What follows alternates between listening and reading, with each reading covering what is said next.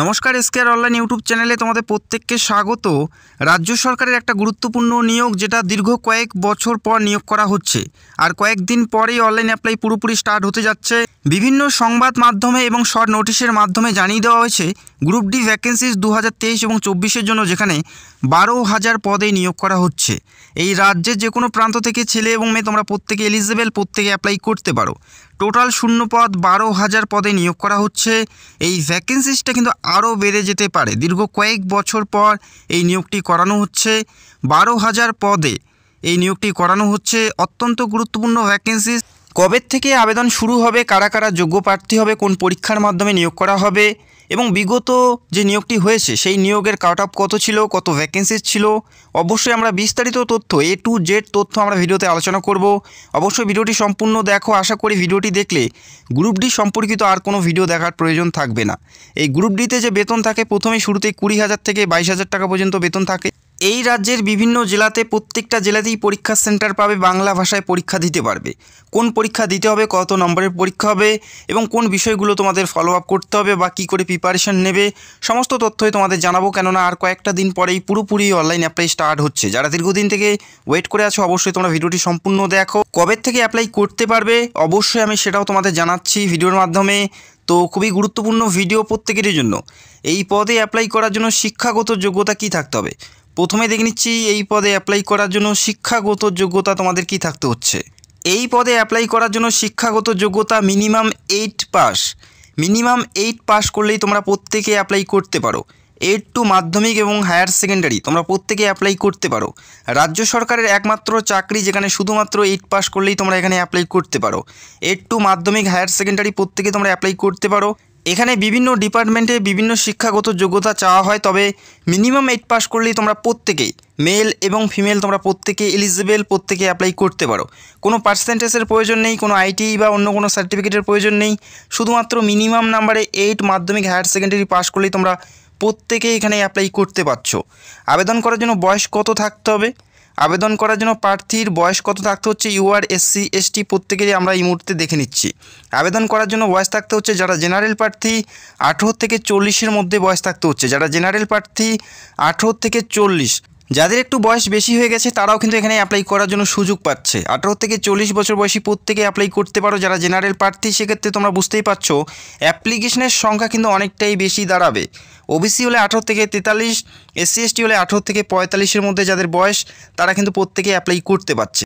সেক্ষেত্রে অ্যাপ্লিকেশনের সংখ্যা অনেকটাই বেশি হবে এবং কম্পিটিশন লেভেল অনেকটাই হাই থাকবে। তোমরা বুঝতেই পারছো 18 থেকে 40 বছর বয়সী প্রত্যেকে এখানে অ্যাপ্লাই করতে পারছে। নিয়োগ প্রক্রিয়ার ক্ষেত্রে প্রথমে থাকবে লিখিত পরীক্ষা। সেটা তোমাদের OMR বেস্ট অফলাইনের মাধ্যমে পরীক্ষা দিতে হচ্ছে। নিজের জেলায় তোমরা পরীক্ষা সেন্টার পেয়ে যাবে এবং এই পরীক্ষার পরে থাকবে ইন্টারভিউ। তো যারা অ্যাপ্লাই করবে প্রত্যেকের এই পরীক্ষা দিতে হচ্ছে। এই পরীক্ষা যারা সফলভাবে পাস করবে তারা ইন্টারভিউর জন্য ডাক পাবে। এবং সবশেষে লিখিত প্লাস ইন্টারভিউ, এই দুটি পরীক্ষার উপর ফাইনাল মেরিটের মাধ্যমে নিয়োগ করা হবে। যাদের নাম্বার সর্বোচ্চ থাকবে তারাই কিন্তু এখানে সুযোগ পাবে। কত নম্বরের পরীক্ষা হবে, কোন কোন বিষয়ের উপর তোমাদের নজর দিতে হবে বা কোন কোন বিষয়ের উপর পরীক্ষা হবে, সেটা অবশ্যই আমি তোমাদের জানাচ্ছি এই মুহূর্তে। লিখিত পরীক্ষা যেখানে 45 নম্বরের একটা পরীক্ষা হবে, MCQ টাইপের পরীক্ষা হবে। প্রত্যেকটা প্রশ্নের মান 1 করে থাকবে। অফলাইনের মাধ্যমে পরীক্ষা দিতে হচ্ছে, যেখানে পরীক্ষার সময় পাবে 1 ঘন্টা। কোনো নেগেটিভ মার্কিং নেই, অর্থাৎ প্রত্যেকটা প্রশ্নই তোমরা অ্যান্সারিং করতে পারো। ভুল উত্তরের জন্য কোনো নাম্বার কাটা যাবে না। বোঝা গেল? 45-এর মধ্যে পরীক্ষা দিতে হচ্ছে। এই পরীক্ষা যারা সফলভাবে পাস করবে তারা ইন্টারভিউর জন্য ডাক পাবে, যেখানে ইন্টারভিউ 5 নাম্বার থাকে। 45 প্লাস 5 অর্থাৎ 50-এর মধ্যে যাদের নাম্বার সর্বোচ্চ থাকবে তারাই কিন্তু এখানে সুযোগ পাচ্ছে। তো আশা করি বুঝতে পারছো। এবং লিখিত পরীক্ষায় যে বিষয়বস্তুর উপর পরীক্ষা হচ্ছে, জিকে থেকে থাকবে 15 নাম্বার, যেখানে ইতিহাস, ভূগোল, বিজ্ঞান, রাষ্ট্রবিজ্ঞান প্রত্যেকটা বিষয় অন্তর্ভুক্ত থাকবে। যেখানে 15 নাম্বার থাকবে জিকে থেকে। 8 টু মাধ্যমিক লেভেলের যে সমস্ত বইগুলো আছে, ইতিহাস থেকে ভূগোল প্রত্যেকটাই তোমাদের A to Z ফলো করতে হবে। সেখান থেকেই তোমরা কমন পেয়ে যাবে।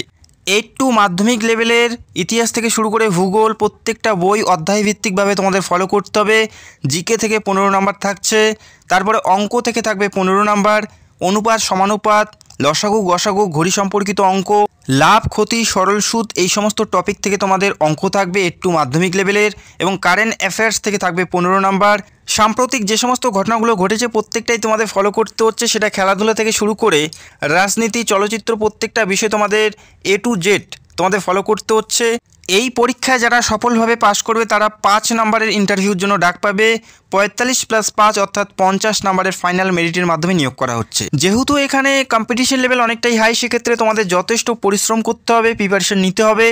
যারা অলরেডি প্রিপারেশন নিচ্ছ তো তোমরা চালিয়ে যাও, এবং যারা এখনও শুরু করোনি আমি তোমাদের রিকোয়েস্ট করব, অ্যাপ্লাই করার পর কিন্তু বেশি একটা সময় দেওয়া হয় না পরীক্ষার জন্য।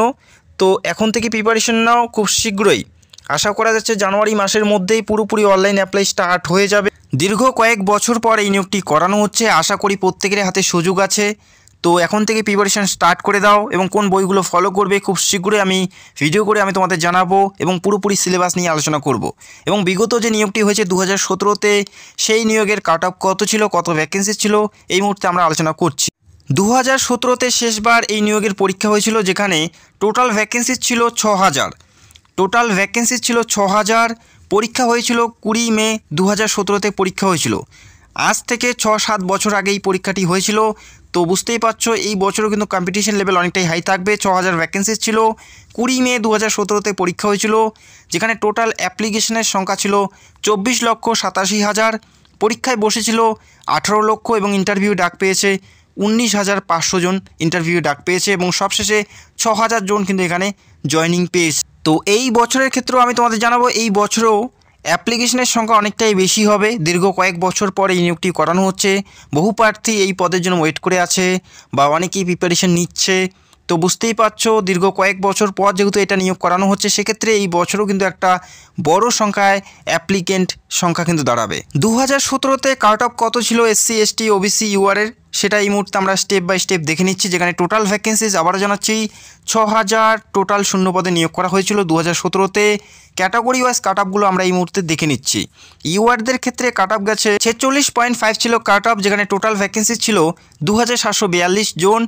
46.5 ছিল কাট অফ 50 নম্বরের মধ্যে।